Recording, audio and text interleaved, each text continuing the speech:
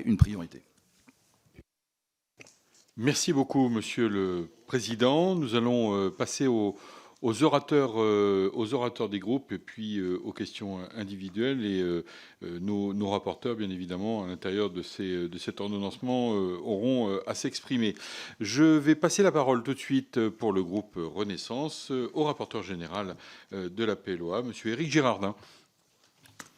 Merci, Monsieur le Président. Monsieur le Président de la FNSEA, Monsieur Rousseau, Messieurs les vice-présidents. Tout d'abord, je vous remercie de votre présence aujourd'hui ainsi que de la qualité de vos propos liminaires, Monsieur le Président. Je tiens aussi à rappeler au nom du groupe Renaissance la nécessité impérieuse, dans un contexte de crise agricole européenne, d'agir effectivement rapidement pour renforcer la compétitivité de la ferme France. Pour répondre aux importantes mutations d'ordre démographique, économique, géopolitique, social ou environnemental qui traversent le monde agricole, nous devons donner aux agriculteurs les moyens d'assurer une structuration économique de leurs filières pour les rendre plus résilientes.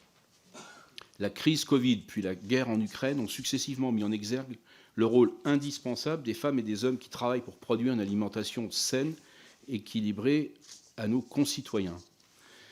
Je n'ai eu de cesse de le rappeler ces dernières années, nous devons tout faire pour assurer d'une part la souveraineté alimentaire française et d'autre part notre indépendance stratégique. Pour atteindre ces deux objectifs, le gouvernement, l'ensemble des organisations professionnelles agricoles et les parlementaires ont travaillé à la co-construction durant de longs mois de concertation d'un pacte et de cette loi d'orientation agricole dont la proposition de loi que nous étudierons prochainement sera l'une des composantes majeures. Les sujets liés à la protection du revenu agricole et la fixation d'un cadre protecteur au niveau européen et international faisant l'objet de travaux annexes depuis 2017. Ce texte est donc structuré autour d'une notion centrale, celle de la souveraineté. Il vient favoriser l'attractivité des métiers et le renforcement de la formation. Il met également en place des outils pour faciliter l'installation de nouveaux agriculteurs et la transmission des exploitations.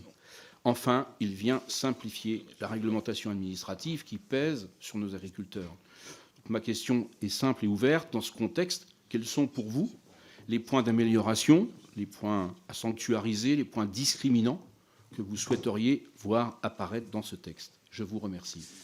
Merci, Monsieur le rapporteur général. Monsieur le Président. Monsieur Smessart. Alors, c'est le rapporteur. Est-ce qu'on veut voir préciser ou est-ce qu'on veut voir appuyer déjà cette notion de souveraineté alimentaire? Il nous paraît important de préciser qu'on est simplement dans les éléments, sans être trop long, mais sa capacité à assurer son approvisionnement alimentaire dans le cadre du marché intérieur et de l'Union européenne et de ses engagements internationaux. Nous, on veut très clairement qu'on aille bien plus dans de la précision. C'est-à-dire qu'on ait bien une définition, que derrière, on y voit la production sur nos territoires avec l'ensemble aussi de la dynamique des filières. Et ça, c'est important. Sur l'intérêt général majeur, on y est satisfait, on a intérêt de voir mais surtout vu sur l'angle protection de la notion d'agriculture. Et donc derrière, on y verrait un intérêt aussi d'aller préciser cet intérêt général majeur dans différents codes, notamment dans le code pénal, sur tout ce qui peut être bien montré que ça fait partie des listes des intérêts fondamentaux de la nation. Et je pense que ça pourrait être intéressant, comme on le retrouve dans certains éléments, notamment dans la protection des zones humides, la protection des forêts. Je pense que protéger l'agriculture est importante. La même chose sur tout ce qui est la présomption d'intérêt général majeur pour les ouvrages, notamment destinés à l'eau, stockage de l'eau. Et là, l'intérêt de pouvoir le retrouver aussi via l'article 211-1 du Code de l'environnement, ça permettrait quand même de donner des éléments, de ne pas montrer que c'est simplement, voilà, mais c'est quelque chose qui a du corps et qui a du sens. Donc ça, c'est des éléments structurants. Sur tout ce qui est la partie installation, vous l'avez dit, il y a eu beaucoup d'échanges.